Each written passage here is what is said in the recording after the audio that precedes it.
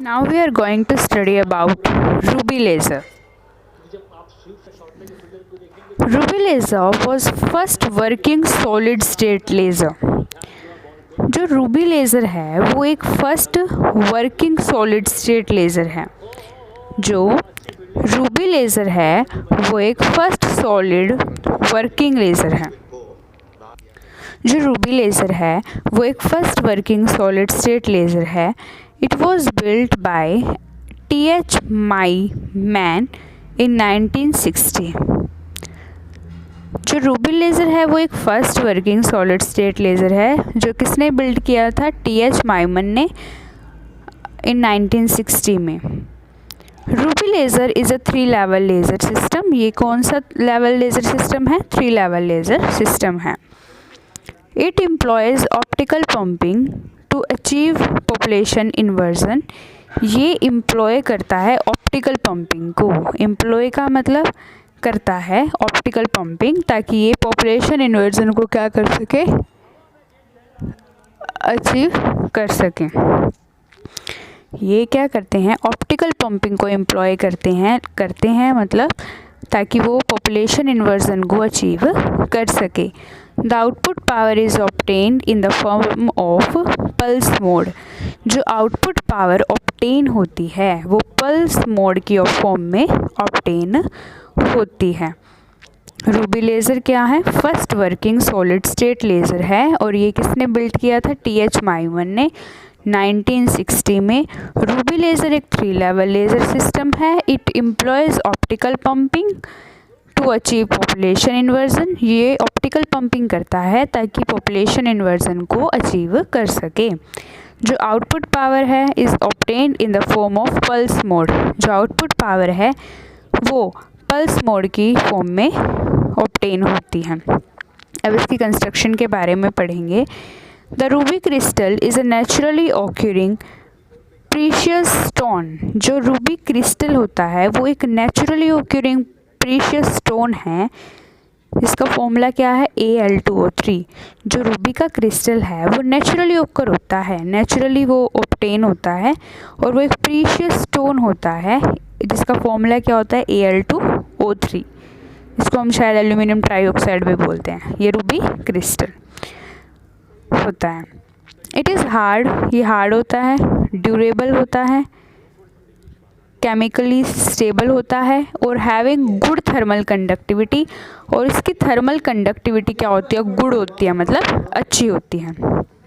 ठीक है। Ruby crystal क्या होता है? एक नेचुरली ऑक्यूरिंग प्रीशियस स्टोन होता है और ये हार्ड होता है, ड्यूरेबल होता है, केमिकली स्टेबल होता है और इसकी गुड थर्मल कंडक्टिविटी होती है। For the laser action Ruby laser is obtain. Laser action के लिए रूबी लेज़र को कैसे ऑब्टेन किया जाता है? डोपिंग से। किसकी डोपिंग से?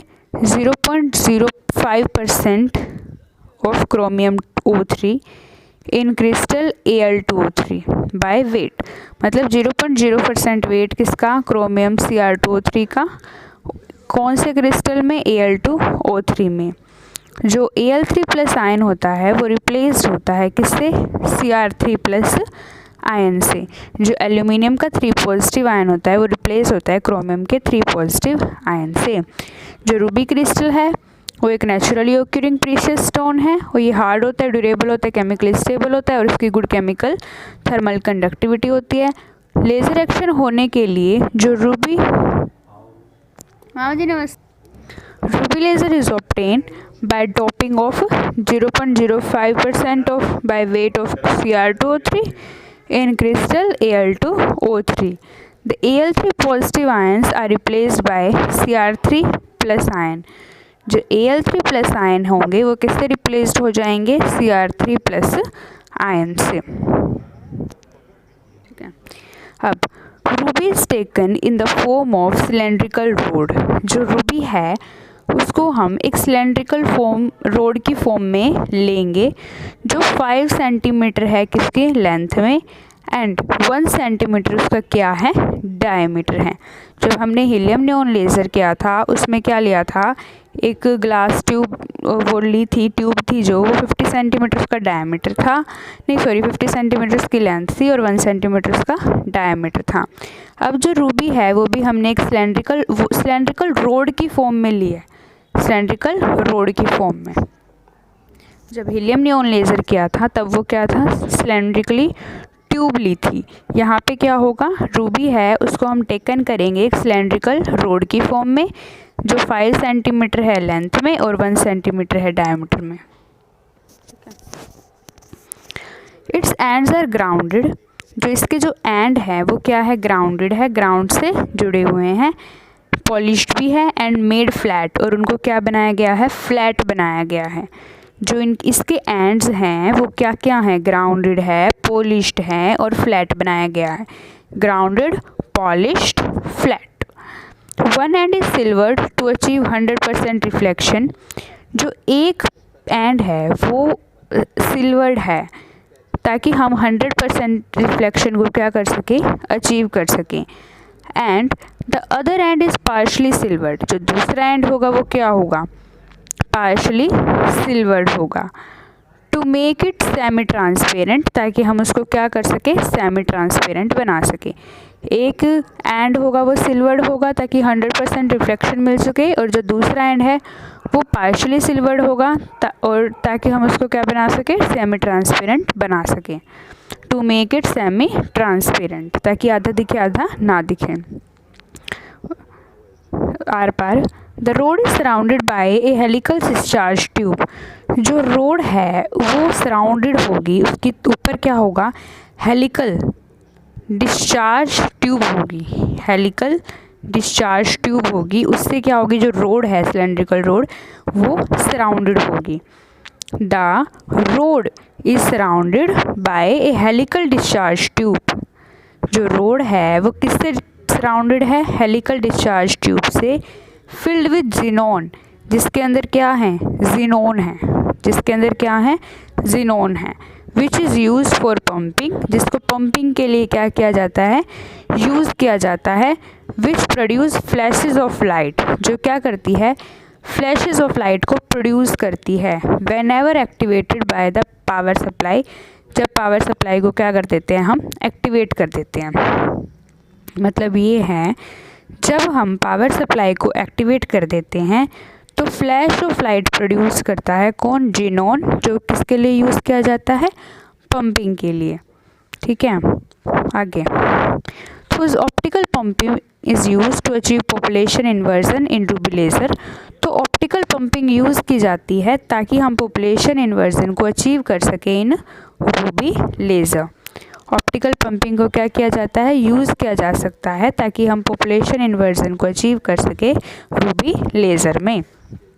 तो रूबी को टेकन करेंगे इन the form of cylindrical road, about 5 centimetre है जो लेंथ में, 1 सेंटीमीटर है डायमीटर में, और इट्स एंड्स आर ग्राउंडेड है, पॉलिश्ड है और मेड फ्लैट है, वन एंड इज सिल्वर्ड है ताकि 100% रिफ्लेक्शन हो सके, और जो अदर एंड है वो पार्शली सिल्वर्ड है to make it semi transparent.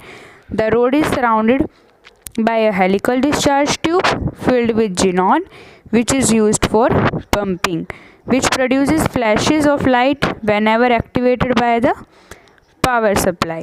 कि जो रोड है वो एक हेलिकल डिस्चार्ज ट्यूब से सराउंडेड है जिसके अंदर क्या है, xenon है, जो यूज़ की जाती है पंपिंग के लिए, जो प्रोड्यूस करती है फ्लैशेस ऑफ लाइट, कब, when ever activated by the power supply, जब पावर सप्लाई उसको क्या कर देते हैं, एक्टिवेटेड कर देते हैं। तो ऑप्टिकल पंपिंग इज़ यूज्ड, तो ऑप्टिकल पंपिंग को क्या किया जाता है, यूज़ किया जाता है to achieve population inversion in ruby laser, ruby laser में पॉपुलेशन इन्वर्जन को अचीव करने के लिए ऑप्टिकल पंपिंग को क्या किया जाता है, यूज़ किया जाता है। ठीक है, तो उस ऑप्टिकल पंपिंग को किस लिए यूज़ किया जाता है, पॉपुलेशन इन्वर्जन को अचीव करने के लिए, किसमें, रूबी लेज़र में। ये रूबी लेज़र का डायग्राम है। ठीक है, लेज़र बीम है, पार्शियली रिफ्लेक्टेड है, फ्लैश लैंप होगा, फ्लैश लैंप किसको बोला गया है, हेलिकल डिस्चार्ज ट्यूब को, जो हेलिकल डिस्चार्ज ट्यूब है उसी को क्या बोल दिया है, फ्लैश लैम्प में बोलते हैं। फुली रिफ्लेक्टिंग एंड ये हो गया, यहाँ से कूल कर रहे हैं उसको, पावर सप्लाई होगी और रूबी लेज़र होगा। अब वर्किंग देखते हैं इसकी। अब तक हमने इसका क्या देखा, रूबी लेज़र बताया क्या होता है, उसकी कंस्ट्रक्शन बता दी। अब उसके बाद आते हैं हम वर्किंग पे। The energy level diagram of chromium ion Cr+3 is shown in figure. जो एनर्जी लेवल डायग्राम होगा Cr+3 का वो शोन है फिगर Cr। फिगर इस फिगर में देखो, इसमें क्या दे रखा है, एनर्जी लेवल डायग्राम है, ये एनर्जी लेवल डायग्राम है किसका, Cr3+ का, वो फिगर में दिखाया गया है। E3 is the upper short live energy level energy band. जो E3 है वो क्या है, अपर शॉर्ट लाइव्ड एनर्जी लेवल है या फिर एनर्जी बैंड है। एंड जो E1 है वो क्या है, ग्राउंड स्टेट एनर्जी लेवल है। अपर भी है और शॉर्ट लाइव्ड, क्योंकि जो एक्साइटेड होते हैं उसमें तो बहुत शॉर्ट एटम है, बहुत थोड़ी देर के लिए रहते हैं ना, इसलिए E3 तो हमेशा क्या होती है, अपर होती है, शॉर्ट लाइव्ड एनर्जी लेवल होती है। और E1 क्या होते हैं, ground state energy level. There is also an intermediate excited state level. तो जो बीच वाली होगी intermediate excited state energy level E2, जिसका हैविंग अ लाइफ टाइम, कितना लाइफ टाइम होगा, 10⁻³ सेकेंड। कितना लाइफ टाइम है, 10⁻³ second.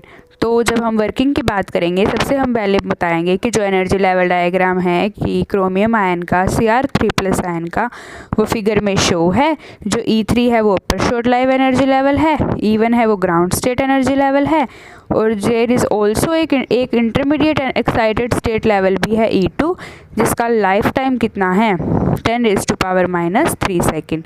Energy level diagram Cr+3 shown in figure है। E3 is the upper short live energy level, E1 is the ground state energy level. There is also an intermediate excited state level E2 which is having a life time of 10⁻³ second. देखो फिर आगे, normally the chromium ions are in the ground state E1। जो ये देखो ground state E1 है, यहाँ पे क्या होते हैं, क्रोमियम के आयंस होते हैं, ठीक है। Normally the chromium ions are in the ground state E1। जो क्रोमियम के आयंस होते हैं वो ग्राउंड स्टेट E1 में होते हैं, ठीक है, इतना समझ में आ गया। The xenon discharge generate an intense flashes of white light for a few milliseconds। ठीक है, अब हमने पीछे पढ़ा था कि जो जिनोन है, किसके अंदर थी जिनोन, जो हेलिकल डिस्चार्ज ट्यूब है उसके अंदर की थी, जिनोन थी। तो उस हेलिकल के अंदर क्या होगा, जिनोन डिस्चार्ज होगा। वो क्या जनरेट करेगा, intense flashes of white light. क्या प्रोड्यूस करेगा, intense flashes of white light for a few milliseconds, कि कुछ ही मिलीसेकेंड्स के लिए वाइट लाइट के फ्लैशेस क्या होंगे, हमें दिखेंगे। इंटेंस मतलब अच्छे से दिखेंगे, ठीक है। Intense flashes of white light दिखेंगे for a few milliseconds. These flashes of light falls upon the ruby rod। जो ये फ्लैशेस ऑफ लाइट होंगे वो फॉल करेंगे रूबी की रोड पे, जो क्या है, एक सिलेंड्रिकल रोड है जिसकी 5 सेंटीमीटर लेंथ है और वो 1 सेंटीमीटर है किसमें, डायमीटर में। आगे देखो, जो जिनोन डिस्चार्ज है उसने क्या किया, जनरेट किया इंटेंस फ्लैशेस ऑफ लाइट, जो white light for a few milliseconds. और जो ये फ्लैशेस ऑफ लाइट है वो फॉल किस पे करेगी, रूबी की रोड पे। These flashes of light falls करेगी रूबी के रोड पे। The green components of the spectrum having wavelength around 5500 angstrom. जो ग्रीन कंपोनेंट होगा स्पेक्ट्रम का, उसकी वेवलेंथ कितनी होगी, 5500 angstrom. Are absorbed by the chromium ion. और उसको कौन एब्जॉर्ब कर लेगा, chromium ion, Cr3+ ion, raising them from ground state E1 to the upper band of level E3। उसको क्या कर देगा, ग्राउंड लेवल E1 से अपर बैंड ऑफ लेवल E3 में रेज कर देगा। जो ग्रीन कंपोनेंट होगा किसका, स्पेक्ट्रम का, जो हम ये एनर्जी लेवल पढ़ रहे हैं इसका स्पेक्ट्रम होता होगा। तो ग्रीन कंपोनेंट्स होगा स्पेक्ट्रम का, जिसकी वेवलेंथ कितनी होती है 5500 angstrom, are absorbed by the chromium ion. उसको कौन एब्जॉर्ब कर लेंगी, क्रोमियम आयन्स एब्जॉर्ब कर लेंगी और उसको रेज कर देगी ग्राउंड स्टेट E1 से to the upper energy level E3 में। ठीक है, जो ग्रीन कंपोनेंट होता है किसका, स्पेक्ट्रम का, जिसकी वेवलेंथ 5500 एंगस्ट्रॉम होती है, उसको कौन एब्जॉर्ब कर लेते हैं, क्रोमियम आयन्स एब्जॉर्ब कर लेते हैं Cr3+, और उसको रेज कर देते हैं ग्राउंड स्टेट E1 से अपर बैंड ऑफ लेवल E3 में। आगे देखो, समझ में आया कि जो क्रोमियम आयन है वो ग्राउंड स्टेट में है E1 में, जो जिनॉन डिस्चार्ज क्या करता है, जनरेट करता है intense flash of white light few milliseconds के लिए, और जो ये फ्लैशेस ऑफ लाइट होती है फॉल करती है रूबी की रोड पे। जो ग्रीन कंपोनेंट आता है स्पेक्ट्रम का, जिसकी वेवलेंथ 5500 एंगस्ट्रॉम के अराउंड होती है, वो एब्जॉर्ब कर लेता है क्रोमियम आयन और रेज कर देता है उसको, रेजिंग दैम। क्रोमियम आयन क्या होता है, रेज हो जाता है इसको ग्राउंड स्टेट E1 से अपर एनर्जी लेवल E3 में आ जाते हैं क्रोमियम आयन।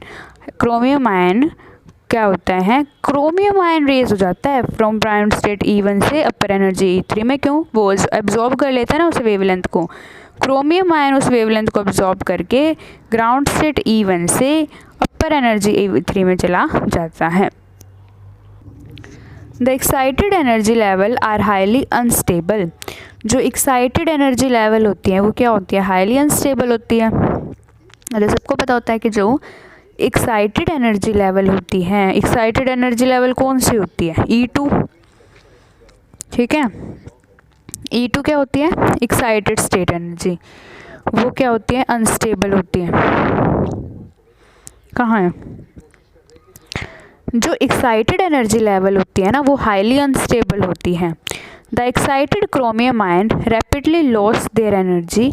जो एक्साइटेड क्रोमियम आयन होंगे वो अपनी लॉस कर देंगे एनर्जी को, E3 - E2। ठीक है, इतनी एनर्जी को वो क्या करेंगे, लॉस कर देंगे to the crystal lattice. Crystal lattice को कुलीजन बाय कुलीजन से, and undergo non radiative transition to the energy state E2। और एक नॉन रेडिएटिव ट्रांजिशन करेंगे एनर्जी स्टेट E2, मतलब वहाँ पे कोई रेडिएशन नहीं इमिट होगी और वो सीधा एनर्जी स्टेट E2 में चले जाएंगे। देखो, जो एक्साइटेड क्रोमियम आयन है वो अपनी क्या करेंगे, देखो सबसे पहले दोबारा कि जो एक्साइटेड एनर्जी लेवल होती है ना वो हाईली अनस्टेबल होती है। इतना तो हमें पता है कि जो एक्साइटेड एनर्जी लेवल्स होती हैं वो हाईली अनस्टेबल होती है। जो एक्साइटेड क्रोमियम आयन होते हैं वो रैपिडली क्या करते हैं, अपनी एनर्जी को लॉस करते हैं E3 - E2। किसको लॉस करते हैं, टू द क्रिस्टल लैटिस को लॉस करते हैं उनसे कुलीजन करके। जो एक्साइटेड क्रोमियम आयन होते हैं वो रैपिडली जल्दी से अपनी एनर्जी को लॉस करते हैं क्रिस्टल लैटिस को उनसे कुलीजन करके, और एक नॉन रेडिएटिव ट्रांजिशन कर लेते हैं, मतलब वहाँ पे रेडिएशन नहीं होती इमिट और ट्रांजिशन हो जाता है कौन सी स्टेट में, एनर्जी स्टेट E2, मतलब वहाँ से चले गए E3 से किस में आ गए, E2 में। Since E2 is a metastable state, जो E2 है वो अब क्या है, मेटास्टेबल स्टेट है, तो उसके पास लॉन्गर लाइफ टाइम है। तो जो नंबर ऑफ आयन्स होंगे in this state goes on increasing.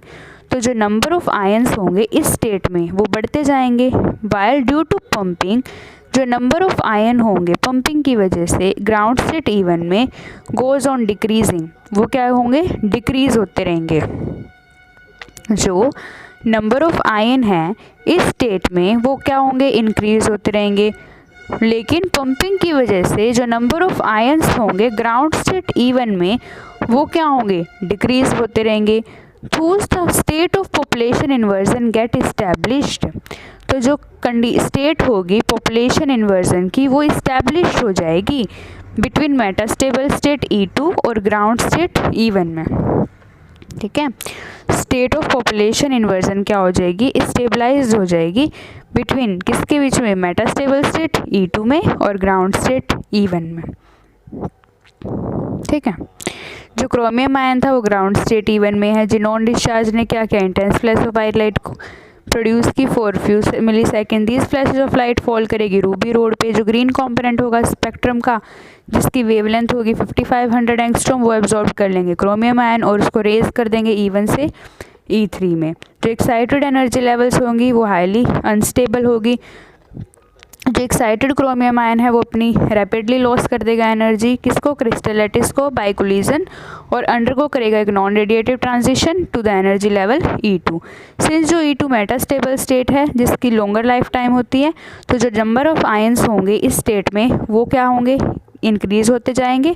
While pumping की वजह से जो नंबर ऑफ आयंस है ग्राउंड स्टेट E1 में वो डिक्रीज होते जाएंगे। तो जो स्टेट होगी पॉपुलेशन इन्वर्जन की वो स्टेबलाइज्ड होगी किसके बीच में, मेटास्टेबल स्टेट E2 और ग्राउंड स्टेट E1 के बीच में एक पॉपुलेशन इन्वर्जन की स्टेट स्टेबलाइज्ड होगी। किसके बीच में, मेटास्टेबल स्टेट E2 और ग्राउंड स्टेट E1 के बीच में। When the excited ion from the metastable state E2 drops down spontaneously to the grounded state E1, जब जो एक्साइटेड आयन होंगे from the metastable state E2 drop down हो जाते हैं spontaneously to the ground state E1, it emits a photon. जब excited ion, कौन से ion, excited ion कौन सी स्टेट से, मेटास्टेबल स्टेट से E2 से क्या होते हैं, ड्रॉप डाउन, क्योंकि अब तो E2 में आगे थे ना, ड्रॉप डाउन होते हैं स्पॉन्टेनियसली मतलब लगातार, किस में, to the ground state E1 ground state में वो जाते हैं तो एक फोटोन को क्या करते हैं, इमिट करते हैं, इट इमिट्स अ फोटोन। जब जो एक्साइटेड आयन हैं जो मेटास्टेबल E2 में हैं वो ड्रॉप होते हैं नीचे की तरफ स्पॉन्टेनियसली मतलब लगातार ग्राउंड स्टेट E1 में, तो वो एक फोटोन को क्या करते हैं, इमिट करते हैं। ठीक है, this photon travel through the Ruby road. जो ये फोटोन होता है वो रूबी रोड से ट्रैवल करता है and is reflected back and forth, और इसको क्या करते हैं, आगे पीछे रिफ्लेक्ट करते हैं, and stimulates the other excited chromium plus ion in the metastable state, और स्टिमुलेट करते हैं other excited chromium plus ion को मेटास्टेबल स्टेट में।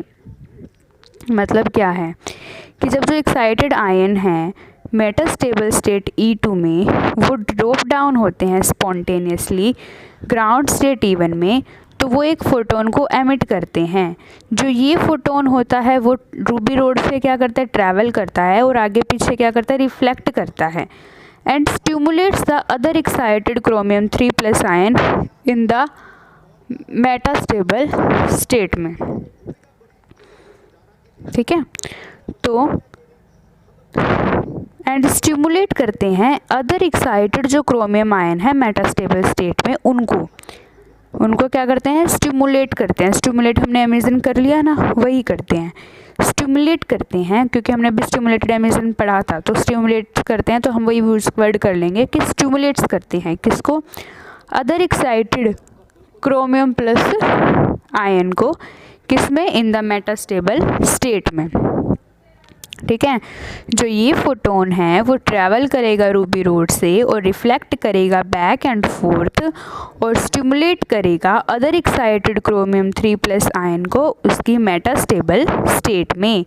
तो more photon travelling along the axial direction are repeatedly reflected and amplified. जो more photons होंगे जो travel कर रहे हैं एक्सियल डायरेक्शन की तरफ, आर रिपीटली रिफ्लेक्टेड, वो रिपीटेडली क्या होते रहेंगे, रिफ्लेक्टेड होते रहेंगे और एम्पलीफाइड होते रहेंगे। And finally a pulse of red light, एक पल्स बनेगी किसकी, रेड लाइट की, जिसकी जो वेवलेंथ कितनी होगी 6943 एंगस्ट्रॉम। कितनी वेवलेंथ होगी, 6943 angstrom. Emerge through the partially silver end of the crystal, और वो कहाँ से निकलेगी, partially silvered and of the crystal से वो इमर्ज हो जाएगी। Partially silvered and of the crystal से वो क्या हो जाएगी, इमर्ज हो जाएगी। ठीक है, समझ में आ रही है बात कि एक पल्स है रेड लाइट की, वेवलेंथ 6943 एंगस्ट्रॉम है, वो इमर्ज हो रही है partially silver end of the crystal से। The output of the laser is not continuous, जो आउटपुट आएगी लेज़र की वो कॉन्टीन्यूस नहीं होगी, but occur in the form of pulses, वो पल्सेस की फॉर्म में आएगी। तो अब यहाँ पे हमने क्या पढ़ा दोबारा कि जो मोर फोटोन ट्रैवल करें अलोंग द एक्सियल डायरेक्शन, वो रिपीटेडली रिफ्लेक्टेड होते रहेंगे, एम्पलीफाइड होंगे, और फाइनली एक पल्स ऑफ रेड लाइट जिसकी वेवलेंथ 6943 एंगस्ट्रॉम होगी, वो इमर्ज होगी, बाहर निकलेगी एक partially silver end of the crystal से। जो आउटपुट होगी लेज़र की वो कॉन्टीन्यूस नहीं होगी, but in the form of pulses होगी। ठीक है, ये था। अब प्रॉपर्टीज़ ऑफ क्या है रूबी लेज़र की properties. It is solid state laser, ये सॉलिड स्टेट लेज़र है, और ये 3 लेवल लेज़र सिस्टम है। पल्स्ड लेज़र आउटपुट है, आउटपुट वेवलेंथ कितनी है 6943 एंगस्ट्रॉम है, लो एफिशिएंसी होती है, एक्सटर्नल कूलिंग अरेंजमेंट रिक्वायर्ड होती है, और एक्टिव मटेरियल क्या होता है Al2O3 एल्यूमिनियम ट्राईऑक्साइड। ठीक है, it is solid state laser है, 3 लेवल लेज़र सिस्टम है, पल्स लेज़र आउटपुट देता है, आउटपुट वेवलेंथ 6943 एंगस्ट्रॉम है, लो एफिशिएंसी है, एक्सटर्नल कूलिंग अरेंजमेंट रिक्वायर्ड होती है, एक्टिव मटेरियल Al2O3 होता है। यूजेस क्या है रूबी लेज़र के। Ruby laser have a very high output power of the order कितनी 10⁴ to 10⁶ वोट्स, और इट हैज़ वेवलेंथ कितनी होती है 6943 एंगस्ट्रॉम। रूबी लेज़र के पास हाई आउटपुट पावर होती है किस ऑर्डर की 10⁴ से 10⁶ के बीच में वोट्स के, और इट हैज़ अ वेवलेंथ कितनी होती है 6943 एंगस्ट्रॉम। रूबी लेज़र को यूज़ किया जाता है हेलोग्राफी के लिए, वेल्डिंग के लिए, और इंडस्ट्रियल कटिंग के लिए। रूबी लेज़र को किस लिए यूज़ किया जाता है, होलोग्राफी के लिए, वेल्डिंग के लिए, और इंडस्ट्रियल कटिंग के लिए। लिमिटेशन क्या है रूबी लेज़र की। Ruby laser has low efficiency, इसकी एफिशिएंसी क्या है लो है, because it is difficult to maintain the population inversion, क्योंकि डिफ़िकल्ट होता है पॉपुलेशन इन्वर्जन को मेंटेन करना। The ruby laser needs high power pumping source, जो रूबी लेज़र है उसको हाई पावर पंपिंग सोर्स चाहिए। लिमिटेशन क्या है रूबी लेज़र की। रूबी लेज़र की लो एफिशिएंसी होती है बिकॉज इट इज़ डिफ़िकल्ट होता है मेंटेन करना पॉपुलेशन इन्वर्जन। जो रूबी लेज़र है वो नीड करता है हाई पावर पंपिंग सोर्स। जो रूबी लेज़र है उसमें नीड होती है किसकी हाई पावर पंपिंग सोर्स की। तो जो लेज़र आउटपुट होगी वो कॉन्टीन्यूस नहीं होंगी, बट ओकर होगी in the form of pulses. जो डिफेक्ट्स है या फिर इम्परफेक्शन है are also present in ruby lasers, वो भी प्रेजेंट है रूबी लेज़र में। जो लेज़र आउटपुट है वो कॉन्टीन्यूस नहीं है, वो फॉर्म ऑफ पल्सेस ओकर होंगी, और जो डिफेक्ट हैं या फिर इम्परफेक्शंस हैं वो भी प्रेजेंट है रूबी लेज़र में। तो अगर हम रिपीटेशन करें रूबी लेज़र की, तो रूबी लेज़र एक first working solid state laser है जो बिल्ड किया था TH माइमान इन 1960। रूबी लेज़र एक 3 लेवल लेज़र सिस्टम है। ये एम्प्लॉय करता है ऑप्टिकल पंपिंग ताकि पॉपुलेशन इन्वर्जन को अचीव किया जा सके। जो आउटपुट पावर है वो ऑब्टेन होती है इन the form of pulse mode. Construction के बारे में बात करेंगे तो जो रूबी क्रिस्टल है वो नेचुरली ऑक्यूरिंग प्रीशियस स्टोन है, और ये हार्ड होता है, ड्यूरेबल होता है, केमिकली स्टेबल होता है, और उसकी गुड थर्मल कंडक्टिविटी होती है। फॉर द लेज़र एक्शन के लिए जो रूबी लेज़र है, जो Ruby red Ruby is obtain. Laser action के लिए रेड रूबी को कैसे ऑब्टेन किया जाता है, डोपिंग करके 0.05% वेट ऑफ Cr2O3 किस क्रिस्टल में Al2O3 में। जो Al3+ आयंस होते हैं वो रिप्लेस्ड होते हैं Cr3+ आयन से। जो रूबी है उसको हम टेक करेंगे इन the form of cylindrical road, जो 5 सेंटीमीटर लेंथ होगी, 1 सेंटीमीटर डायमीटर होगी। इट्स एंड ग्राउंडेड होंगे, पॉलिश्ड होंगे और मेड फ्लैट होंगे। जो 1 एंड है वो सिल्वर्ड होगा, जो यहाँ पे हम 100% रिफ्लेक्शन को अचीव कर सकते हैं, और जो दूसरा एंड होगा वो पार्शली सिल्वर्स होगा ताकि उसको हम सेमी ट्रांसपेरेंट बना सके। जो रोड है वो सराउंडेड होती है एक हेलिकल डिस्चार्ज ट्यूब से जो फ्लैश लैंप है। फील्ड होगा उसके अंदर क्या, जिनोन, जिसको हम क्या करेंगे, पंपिंग के लिए यूज़ करेंगे। वो क्या करता है, फ्लैशेस ऑफ लाइट प्रोड्यूस करता है जब एक्टिवेटेड करेंगे पावर सप्लाई को, पावर सप्लाई देंगे जब उसको बाहर से। तो जो ऑप्टिकल पंपिंग है उसको यूज़ किया जाता है पॉपुलेशन इन्वर्जन को अचीव करने के लिए, किसमें, रूबी लेज़र में। नॉर्मली जो क्रोमियम आयंस हैं ग्राउंड स्टेट इवन में होते हैं। जो जिनोन डिस्चार्ज है वो जनरेट करते हैं intense flash of white light few milliseconds में। जो ये फ्लैश ऑफ लाइट होती है वो फॉल करती है रूबी रोड पे। जो ग्रीन कंपोनेंट होता है स्पेक्ट्रम का, उसकी जो वेवलेंथ होती है वो 5500 एंगस्ट्रॉम होती है। वो एब्जॉर्ब करते हैं क्रोमियम आयन, उसको रेज कर देते हैं ग्राउंड स्टेट E1 से upper energy, upper band of level E3 में।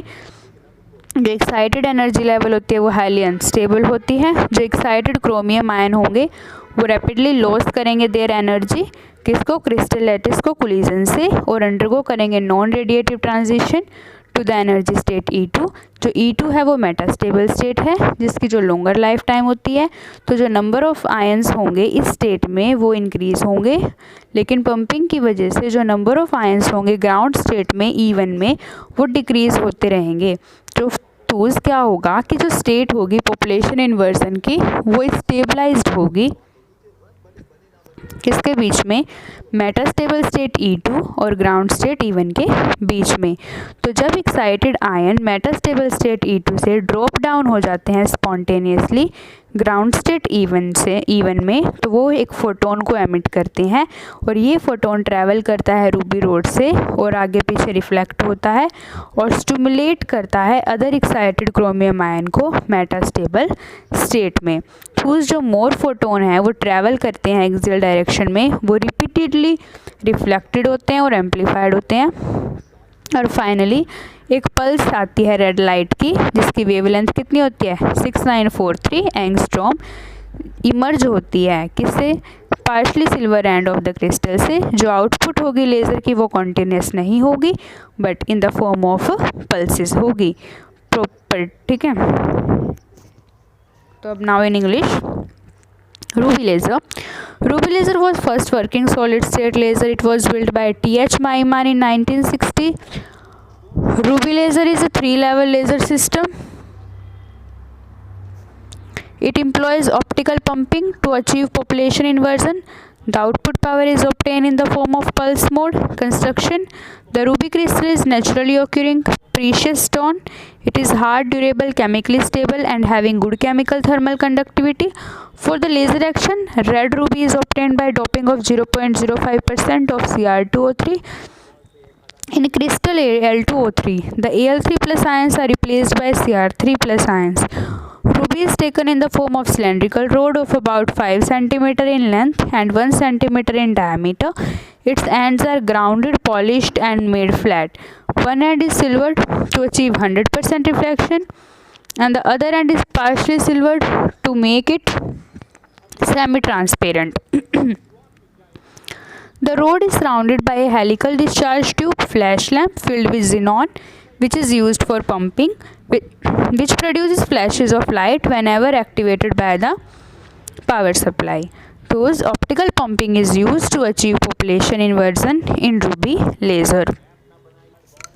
So, normally the chromium ions are in the ground state E1. The xenon discharge generates an intense flashes of white light for a few milliseconds. These flashes of light fall upon the ruby rod. The green components of the spectrum, having wavelength around 5500 angstrom, are absorbed by the chromium ion Cr3 plus ion, raising them from the ground state E1 to the upper band of level E3. The excited energy level are highly unstable. The excited chromium ions rapidly lose their energy E3 minus E2 to the crystal lattice by collision and undergo non-radiative transition to the energy state E2.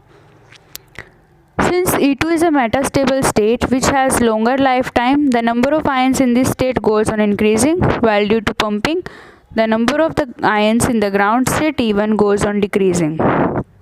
Thus, the state of population inversion get stabilized between the metastable state E2 and the ground state E1.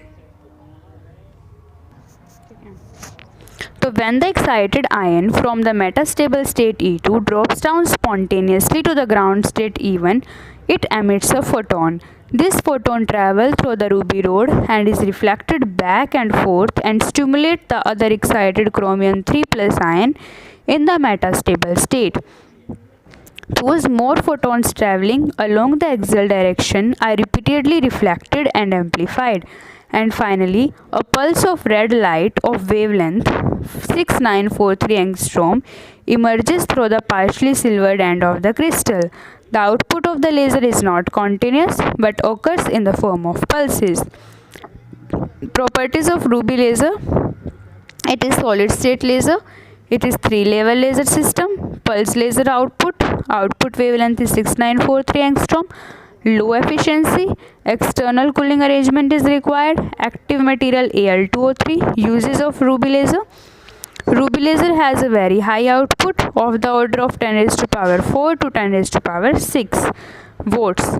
It has wavelength of 6943 angstroms. Ruby laser are used for holography, welding and industrial cutting.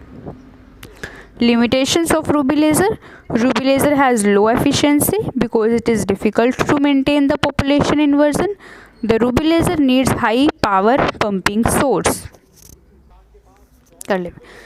The laser output is not continuous but occurs in the form of pulses. The defects, imperfections are also present in ruby laser.